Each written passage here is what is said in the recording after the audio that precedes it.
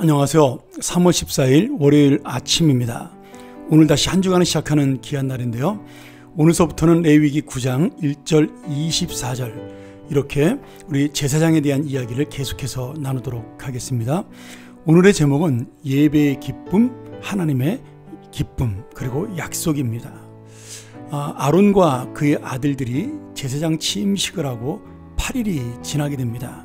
그리고 모세가 이들을 불러 이제 하나님 앞에 제사 곧 예배를 드리도록 지시를 하죠. 이 제사장이라는 그것은 바로 하나님과 인간의 에이전시, 중재자가 됩니다.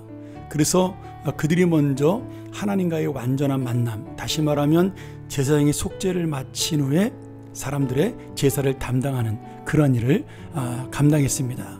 왜냐하면 진정한 제사장, 죄가 없으신 제사장은 예수님밖에 없기 때문에 그 예수님을 상징하는 지금 인간 제사장은 이렇게 죄사함을 받아야 예수님처럼 어떤 죄 없다라는 법적인 상징을 가지고 제사를 드리고 또 우리의 죄를 속할 수 있는 자격을 갖게 되는 것입니다.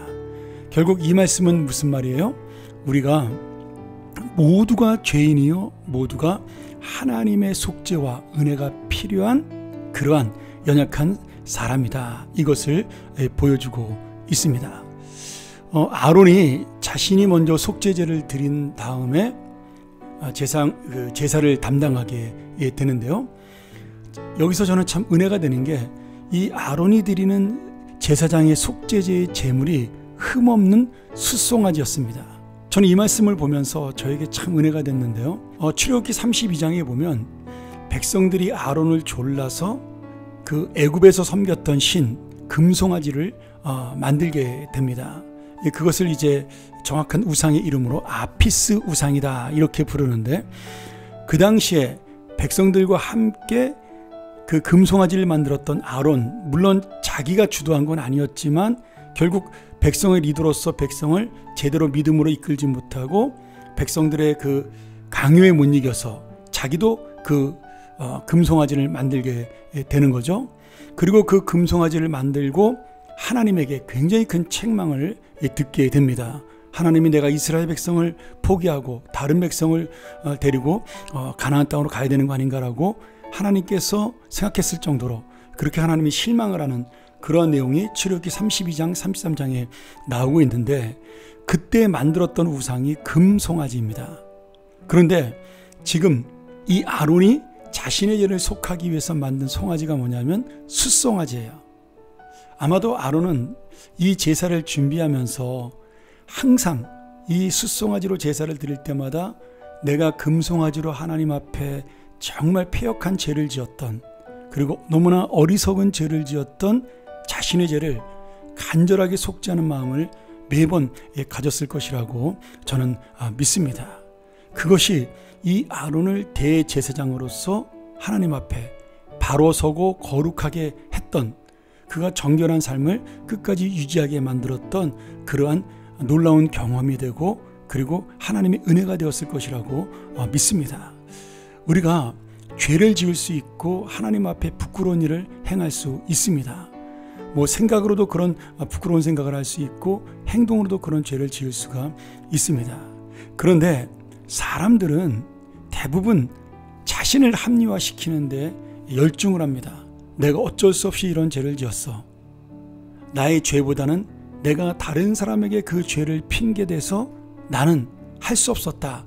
이런 어떤 그런 마음을 갖는 것이 보통 사람들의 마음입니다. 내가 무엇인가 책임을 전가하고 싶고 그리고 책임을 벗어나고 싶은 것이 우리 사람들의 마음이죠. 그래서 자기 합리화, 이것은 결국 죄를 인정하지 못하는 어리석음이고 교만입니다. 그런데 아론은 지금 완전하게 자기의 죄를 인정을 하게 됩니다. 물론 처음에는 백성들이 자기에게 강요를 해서 이렇게 했다라는 그런 변명을 했지만, 그러나 나중에 대제사장이 되면서 이 속죄제를 통해 하나님 앞에 자신이 얼마나 죄인인가를 날마다 고백하고 기억하고 깨달으면서 그 과거의 실패와 과거의 부끄러움이 오늘 현재의 거룩함으로 이어지는 믿음으로 나가게 됐다라는 거죠. 우리도 마찬가지죠. 과거에 어떤 사람이든지 죄를 지을 수가 있고 부끄러운 일을 행할 수가 있습니다. 그러나 그것을 통하여 내가 하나님의 은혜를 다시 붙잡게 되는 것, 하나님의 은혜를 다시 한번 이어가게 되는 것, 그것이 바로 믿음의 모습이요, 그리고 주님을 붙드는 은혜라고 믿습니다.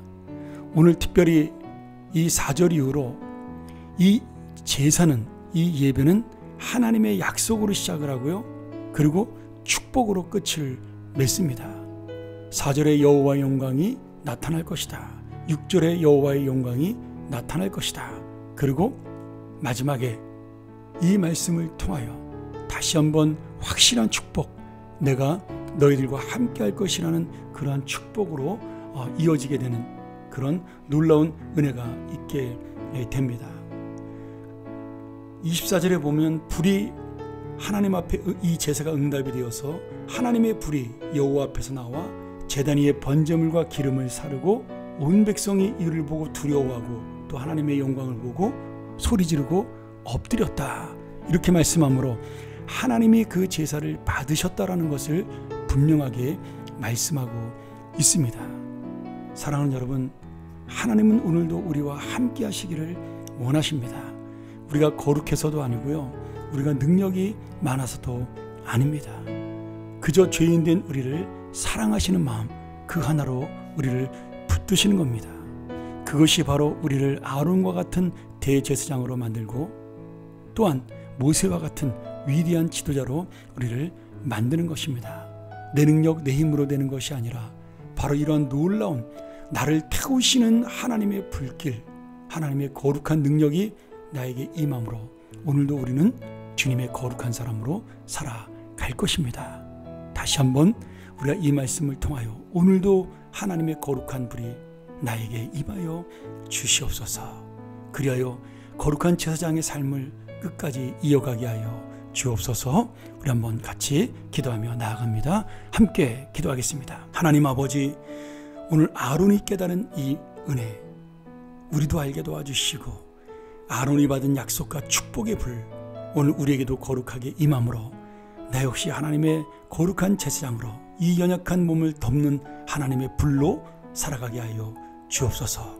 그 기쁨과 그 능력이 우리를 사로잡게 하여 주옵소서. 예수님의 이름으로 기도합니다. 아멘. 우리 함께 이 시간 이 말씀 의지하면서 묵상하며 나가기를 원합니다. 주여, 나는 연약하오나 오늘 주님의 불, 거룩한 불이 나에게 임함으로 하나님의 예배가, 이 삶의 예배가 응답되고 하나님과 함께하는 삶이 되게 하여 주옵소서. 묵상하며 나아갑니다.